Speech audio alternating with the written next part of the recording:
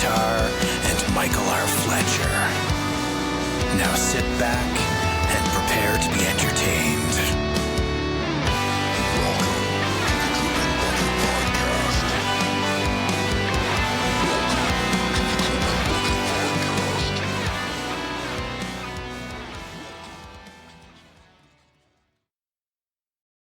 Greetings and welcome back to the Dripping Bucket podcast. Today we are joined by someone who actually works in the industry, unlike the rest of us reprobates. This is Paul Lucas, senior agent at Janklow and Nesbit, and I'm probably screwing up pronunciation of names like I usually do. Paul is the agent for Anthony Ryan, Andrew Rowe, Ari Salvatore, Steve McHugh, James Islington, and many others. And you? And who? And you. And you. Oh, and me. That's right. And he has been kind enough to take a moment from his day to talk shop and maybe answer a few questions. Yeah. Thanks for joining us, dude. Enthusiastically, excitedly. I'm going to add a few other authors just because I feel like they're very relevant right now. Julie Leong's book came out last week, The Teller of Small Fortunes. I saw that. London Times and USA Today instant bestseller. Catherine Arden, who's fantastic. One of my dearest friends and one of my favorite authors, Jen Rhodes Nethercott, his book Thistlefoot took the world relatively by storm last year. And Edward Ashton, whose book Mickey 7 has been in the can for Bong Joon-ho's movie Mickey 17 for over a year, and we now believe it will actually come out Easter weekend 2025. Set your calendars for that. So thank you for the very kind introduction and allowing me to add a few other participants. Yes, of course. We're usually underprepared, so if you're prepared, that helps us a lot. Knowing who your clients are and stuff like that. I mean, I have a lot of them because I love reading and because that's the best part of the job. I have the Warm Hands of Ghosts behind me somewhere. So good. Yeah. I'm really excited for that one. It's like really just hits you in the chest many times throughout the novel. Yeah, that's what I've heard from reviewers who've loved it, and it was like I think it was Eleni over at Fanbiotic that dropped a review, and I was like sold instantly. Because if she's talking about dark and beautiful the way that she did, it was like I'm there. I need it, but I need more time to read. She did so much research for that book. She had it was not 15 pages, but she had a long section on the nurse learning how to ride a motorcycle in the 19-teens, and her amazing editor was like, I don't know that we need to do like the training montage of Nurse Ivan learning to ride a motorcycle for a bunch of like she's such a diligent researcher, historian, writer. Anyway, so I enthusiastically again talked about Catherine for quite a while, but but we're here to talk about you actually, so we're gonna pivot back into you. I'm sorry to tell you, you're gonna have to talk about yourself and how awesome you are. And so just before we started recording, you said that you got into agenting at around 2011. Is that right? Give or take. So I joined Janklow and Nesbit as a paralegal. Okay. I used to tell this story more often, but it is still my backstory, even though it is now 20 years later. I'm 42. On my first job out of university, I graduated from McGill University with a degree in Canadian poetry. And my first job was as a paralegal at a big law firm in New York. And after being there for about a year, I got really sick and I was on disability for 6 months. I had an extraordinarily high fever every day for that period of time.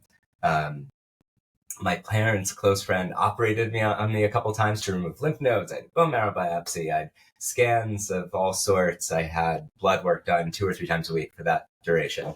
I lost 40 pounds. At the end of that, they found an infection that was treatable with medication. And I went back to the law firm to maintain my health insurance because the medication was quite expensive, especially, earning $40,000 at the time. And my doctor said I needed to take that for a year. So I stayed at the law firm for a year. And when my doctor said I could stop taking that medication, I gave notice, and I took 6 months off, and I read, drank, and hung out with friends. And I said, well, how do you read, drink, and hang out with friends as a career? Very, the most naive, stupid job application ensued, and I applied for any job I could get in publishing. I applied for subrights jobs, I applied for editorial jobs, I applied for legal jobs. I think I was even offered like a job at Oxford University Press, and it was like $21,000, and again, it was 2003, but that was still very little money. Not very much money. And I was just like, I can't do that. So eventually, I just got really lucky. I came to Janklow and Nesbit. It's a powerhouse agency at the time. So Mort Janklow passed away last year. He was a brilliant, brilliant man. Lindsay Nesbit comes into work every day. She's a brilliant, brilliant woman. They had two mega agents here at the time named Eric Simonoff, who he was only here for a year or two, coinciding with me, but I think he gave me kind of a picture of the landscape of publishing, and another woman named Bennett, who is just, again, another powerhouse, and just you could sort of see what makes someone successful, and I do not approach success by certainly at least in order of magnitude, but it's nice to know what it looks like, and I had sort of mentorship in that space for that. So I was here for a couple of years as a paralegal. Ultimately, I started doing subrights for our company. I started adding my own clients, and then I don't know what year it was, probably like 2012-ish, 13-ish, I ceded my other responsibilities and was agenting full-time at that point. Nice. Right. So in the last sort of decade-ish, how have things changed for you on your side of the business? I think for me personally, I always wanted to have a sort of split list of fiction and nonfiction, and I was successful with that for quite a while. And now my list leans more heavily into commercial genre fiction. I was really, really lucky to work with Henry Louis Gates Jr. for 5+ years. And he was just an incredibly generous person. And I got very steeped in nonfiction. And I also was, I still work with a Robert Baer, a former CIA spy, whose book before I worked with him was turned into Syriana, the George Clooney movie, and we've done 2 or 3 books together.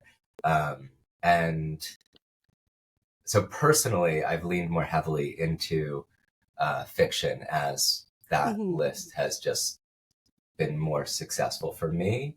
I always, again, sort of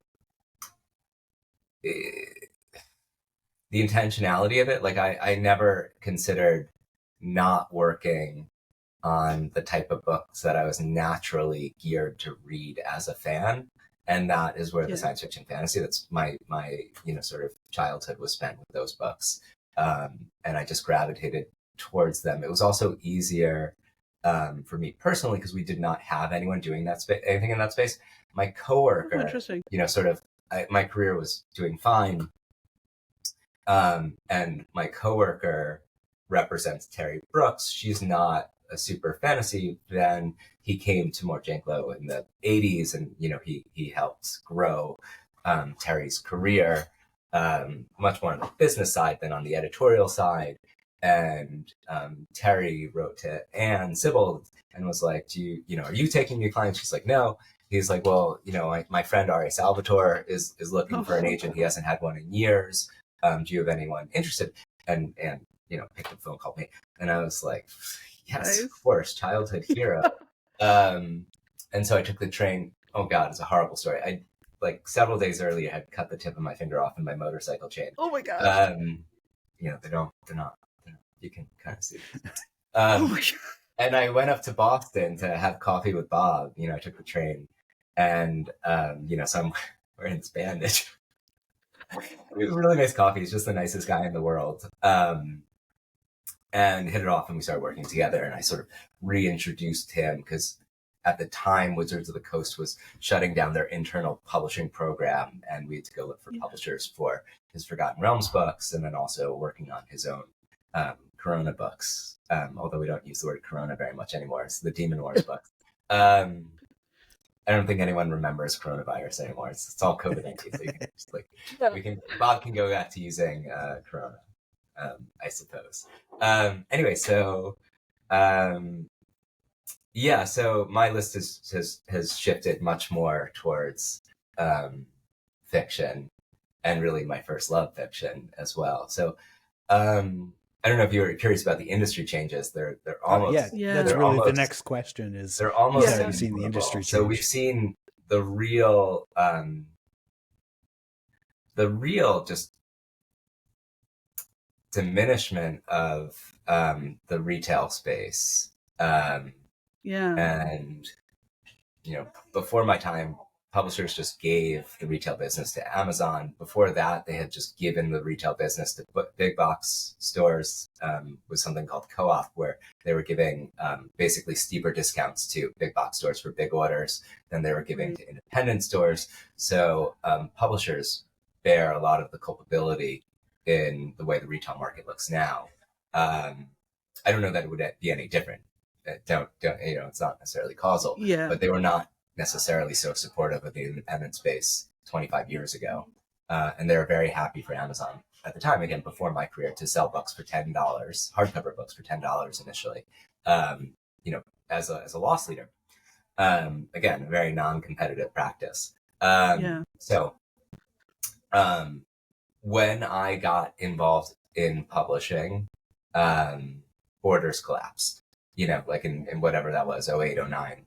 And that was a really big blow. They were the best paperback retailer at the time.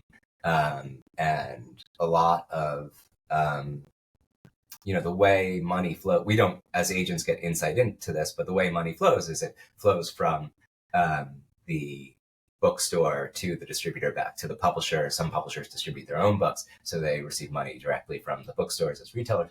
But there was a ton of money. There was a real shortfall of money going back to the coffers of publishers, and it was a deeply troubling moment for publishers. Yeah, it must have been. So then what do you have? You have the retrenchment of, Amazon, Barnes and Noble strategies have shifted multiple times in the past 15 years.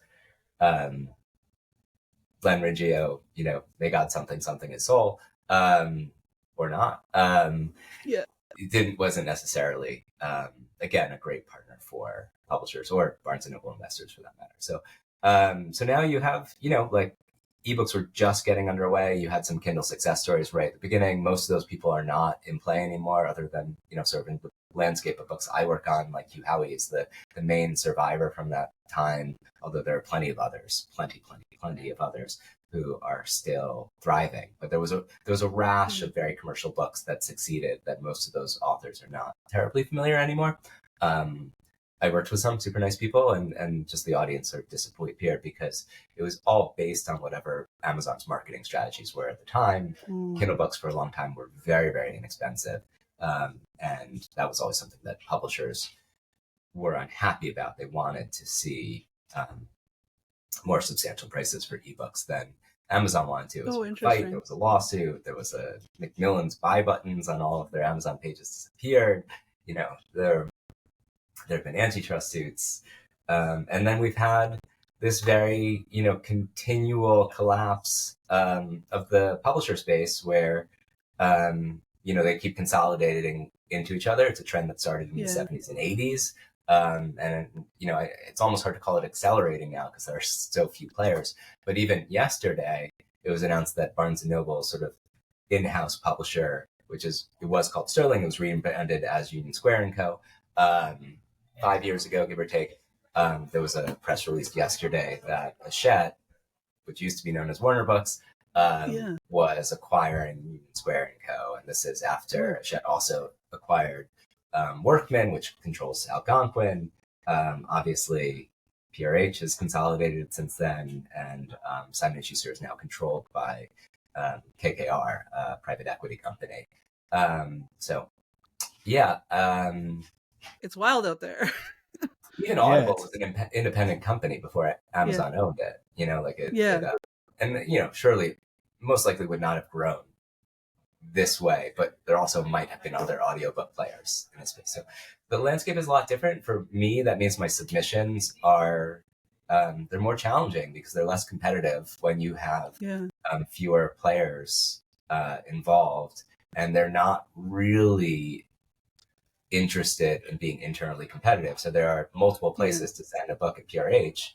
The Penguin side and the Random House side sort of consolidate over who should take the lead. Penguin side, the Random House consolidate over who should take the lead in an acquisition potentially. And they, people get sharp elbows and sort of. So anyway, there are challenges on submissions that used to be, agents used to have more control over how a book was submitted to publishers. Interesting. And they have less now. And I think that's just the reality. And some other fabulous agents out there will disagree with me, and that is great because everyone gets to live their own life and realize their own experience. Yeah. How have you seen this sort of impact the writers who you're representing? So the whole thing we've been screaming is that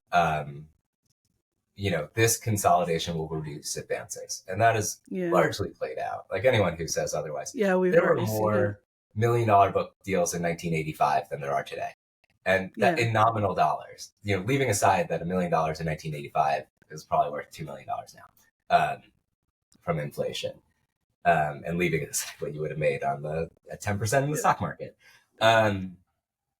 So we're really like playing in a smaller pond. For me personally, I think the way, I don't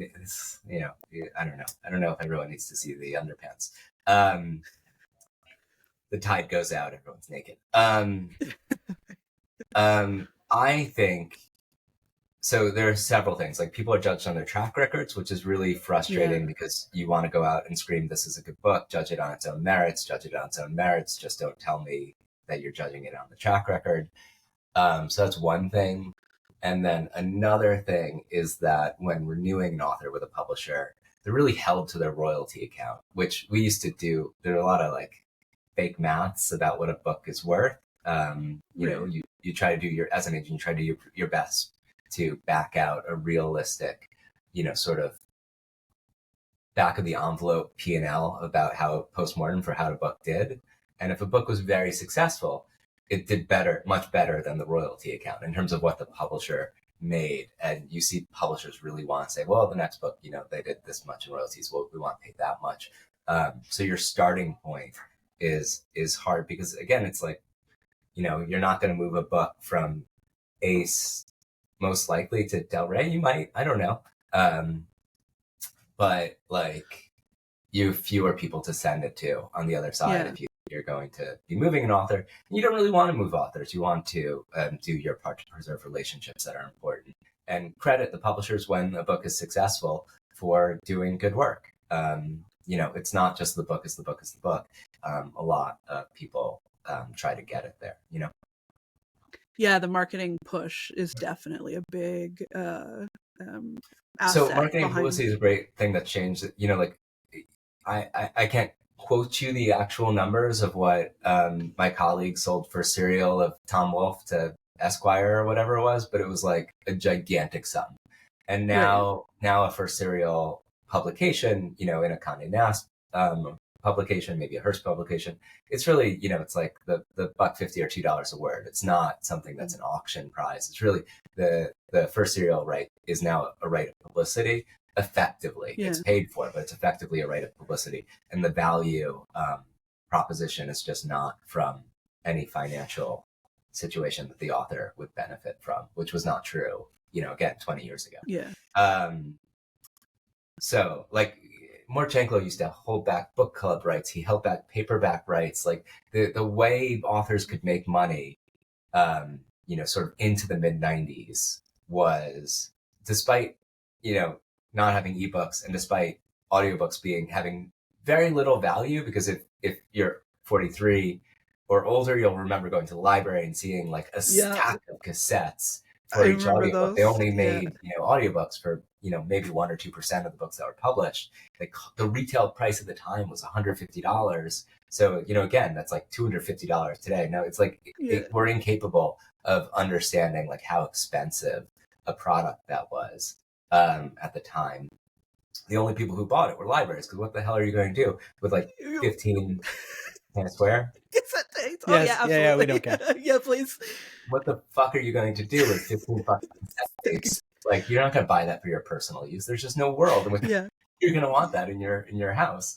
Or your 400 square foot apartment in New York, where it's like, oh, I want an audiobook. I've got no room for anything other furniture.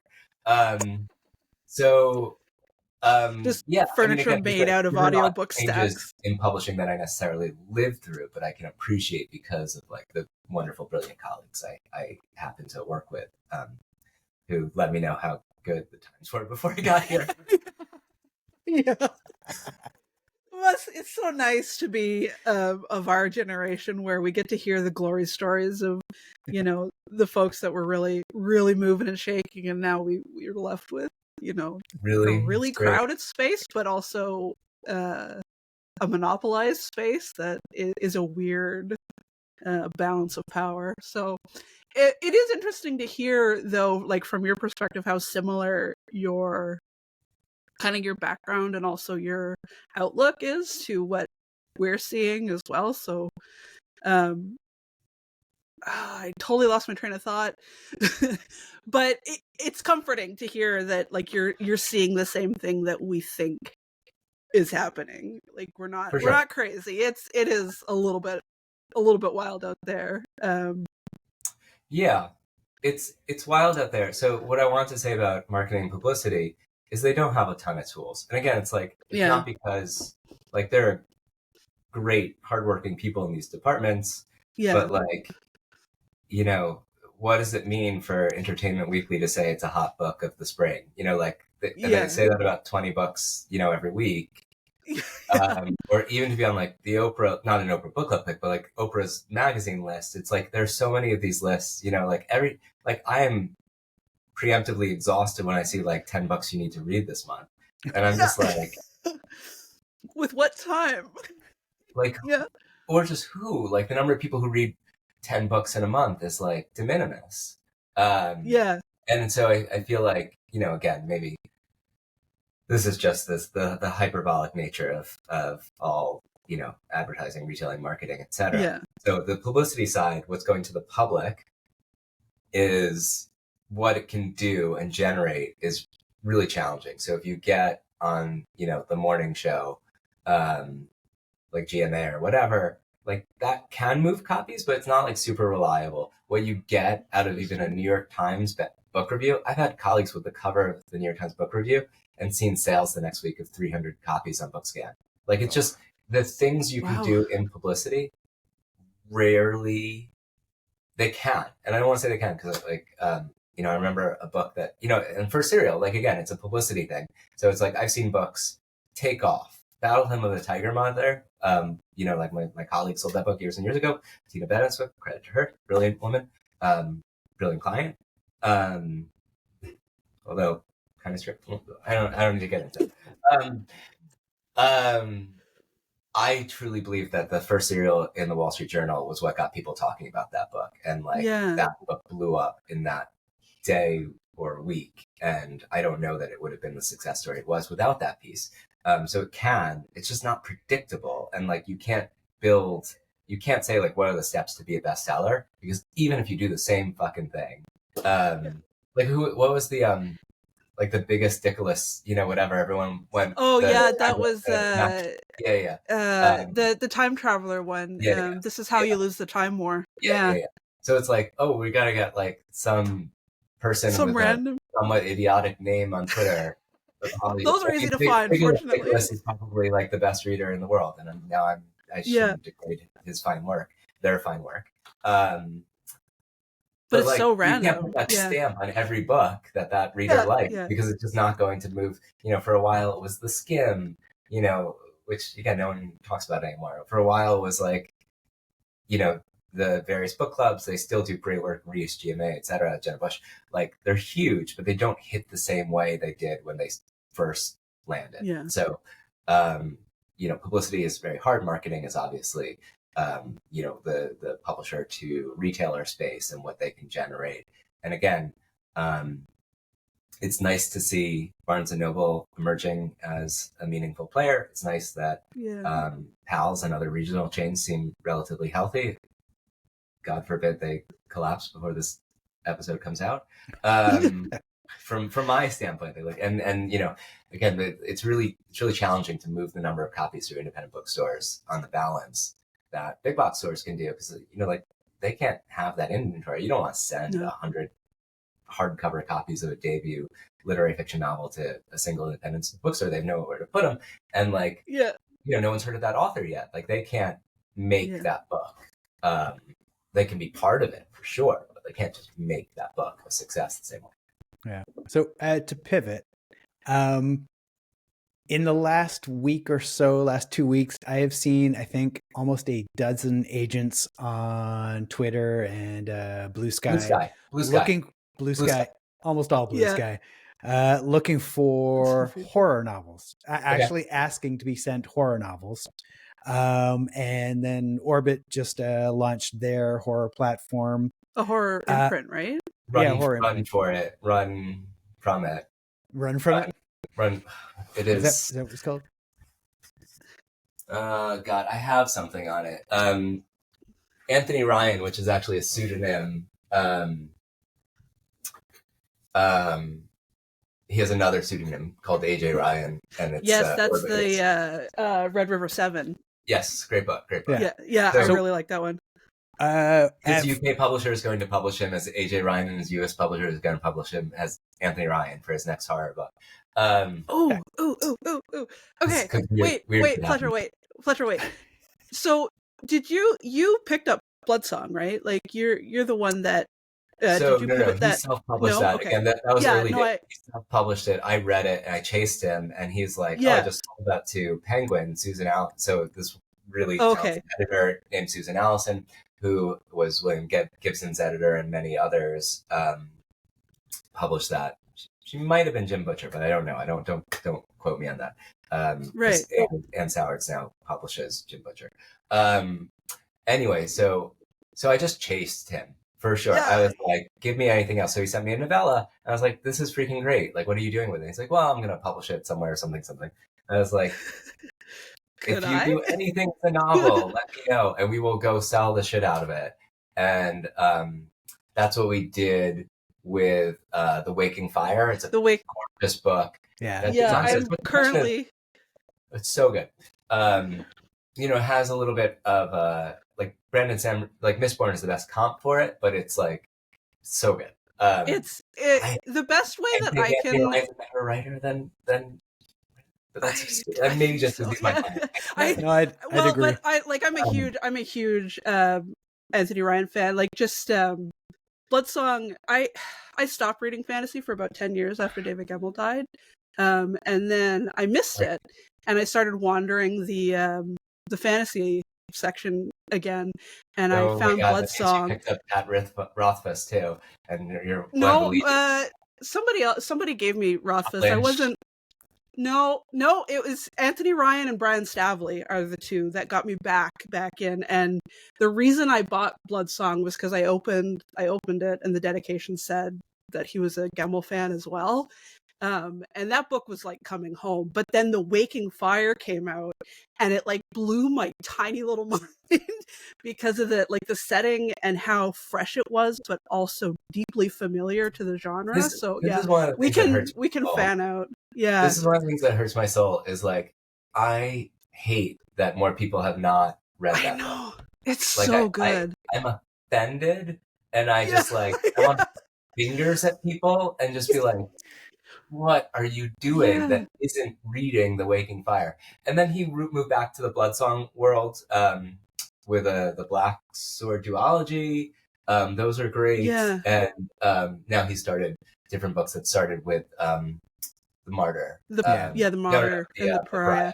And those are fabulous. Those are amazing. So voicey. But The Waking Fire is just like it's on its own level of good in a way that's so hard to articulate and yet so obvious. I'm rereading it now because I realized that I never read the third one when it first came out, because it came out just as I was moving. And it's like, it's time. And going back to it is just like, how dare he? How dare he be this good? But also, really thank God he's this good. Yeah, that's really gratifying, and he's really prolific. He writes such good books. Like, it's just it's cool. I should run. Is there a quick last thing? I was going to ask an educated question, and then I got excited. Not because I've recently written a horror novel or anything, but we're talking about what are you looking for these days, and is horror sort of on the up and up, or what the hell is going on? So people keep wanting horror. I have colleagues that are doing, my colleague Chad Leibel, I don't know how to pronounce his last name, sweetheart of a guy. He represents CJ Lee, Keith Rawson. It seems like the audience is growing, but like, even since Josh Mallerman, like, I don't know that the author has really realized, unless you're Stephen King or related to him, like, people are pushing it, people are investing in it, and I like that. Titan Books is doing great horror. Obviously, Orbit is pursuing it, and lots of other people are playing in that space. Also, at least in the novella space, they're doing a lot of... They've done something weird with their whole, like, Tor.com group of imprints is now not called Tor. I don't remember exactly. It's very confusing. So Nightfire is into it. They're doing good work. That's where CJ is.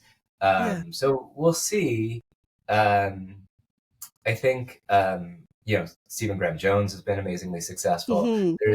I think that this is a place for. I think it's a really good opportunity to sort of show, which is part of what horror does, sort of elements of society that are unfair or scary to mass culture, and that's a great place. I am not I'm not a Clive Barker reader. Like, I can't like the grossest of the gross is not for me as a personal reader. I want very dark and spooky vibes. Catherine Arden wrote some horror middle grade novels, which started with Small Spaces. That book has sold hundreds of thousands of copies and is super wonderful. Kaylee Peterson came out with a book called Sacrificial Animals this fall for St. Martin's Press. She's doing another. The current draft is very dark and very cool, and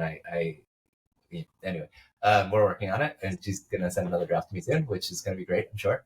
Warm Hands of Ghosts obviously had horror elements in it.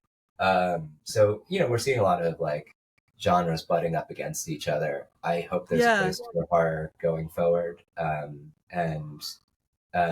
It is gratifying to see publishers actually investing in it.